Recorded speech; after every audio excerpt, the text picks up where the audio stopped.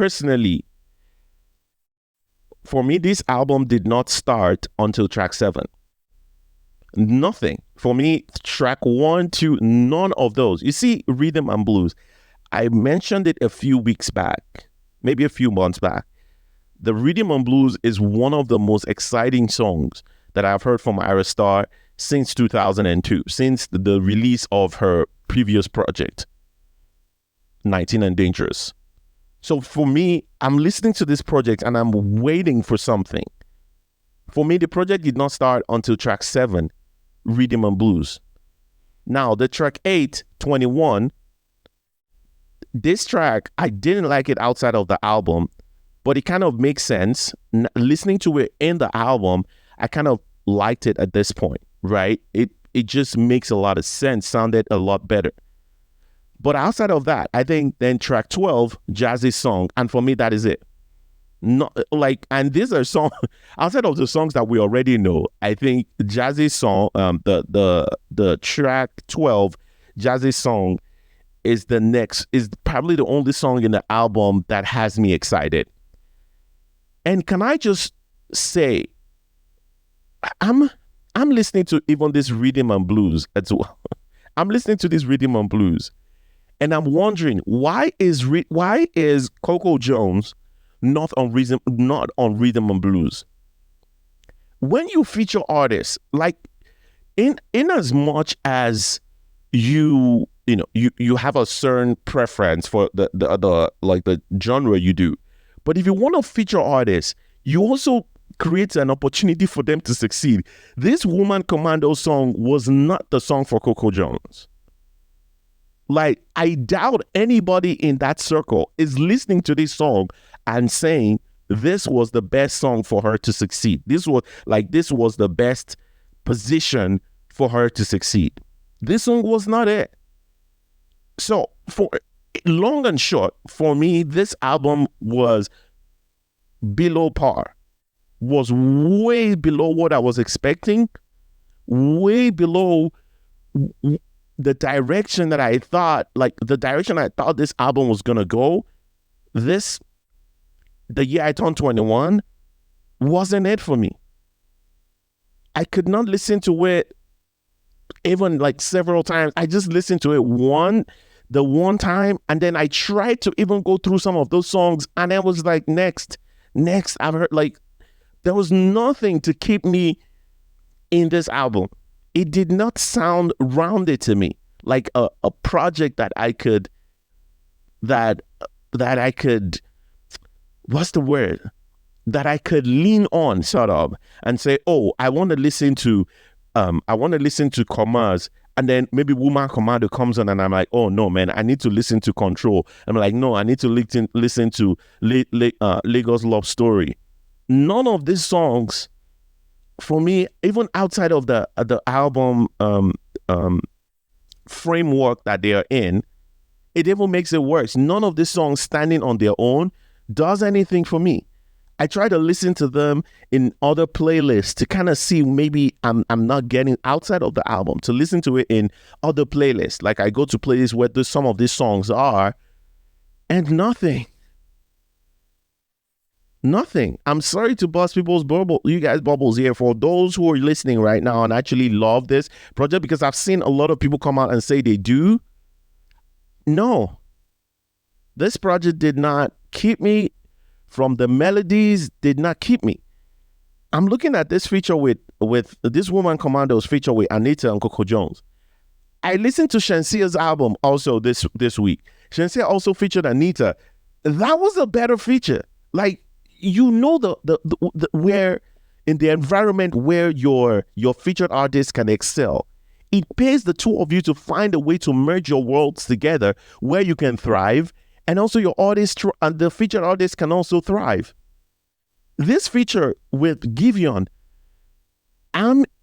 if Giveon did not have a strong presence, if he wasn't the artist that could like take control of a song, this song would have sounded disastrous to me, because I felt like Giveon needed to do a lot with his voice and some of the extras he was giving there just to take control of the song itself. to show that yes, I can, because I felt like it's like it was the music itself was consuming the artists that were being featured. This wasn't it. This album, it's like there's so much for me. The especially this feature.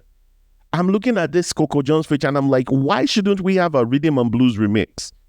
This song is so beautiful. This song is so good. It's the best song in this album, like hands down, not even close. And it's the song that I've heard before, but nevertheless, the song is still so freaking good. The song is still so freaking good. I don't know, man. I felt like Anita and Coco Jones should have been featured on Rhythm and Blues somehow. Now, I mean, Bad Vibes with Shay, with Bad Vibes with Shay vibes, yeah, quirky or corny take there, but this album wasn't it for me. But I think one song that kind of surprised me is this jazzy song. This one took me aback. I heard this song, I was like, whoa, whoa, whoa, whoa, whoa. The melody in this song is just beautiful. And I think I don't know what it's called. They sampling, I think they sampled You Bad, You Want It in this jazzy song, the do do do do do do do do do do do do, and then You Bad, You Want It, You Bad. That's the sample there. Like I think it's clear. And I heard that. I was like, whoa, whoa, whoa, whoa, whoa, whoa. This jazzy song definitely woke me up. I was almost asleep and so angry and irritated listening to this album. For me personally, yeah.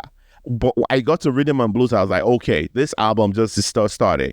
And then I hit 21, I was like, yeah, this song sounds better in this context. But then I was lost again until I got to Jazzy Song, and I was like, okay, yes, this song definitely is it. But outside of those three that I mentioned, Rhythm and Blues 21, Jazzy Song, maybe Bad Vibes, with Shay vibes. Outside of that, man, this was a hard listen for me. But I mean, I understand that.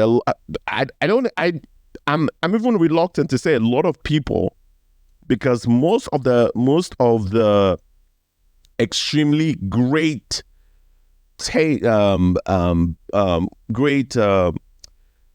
or review of this album, most of the ones I've seen are from people in the industry. I mean, let's be honest here.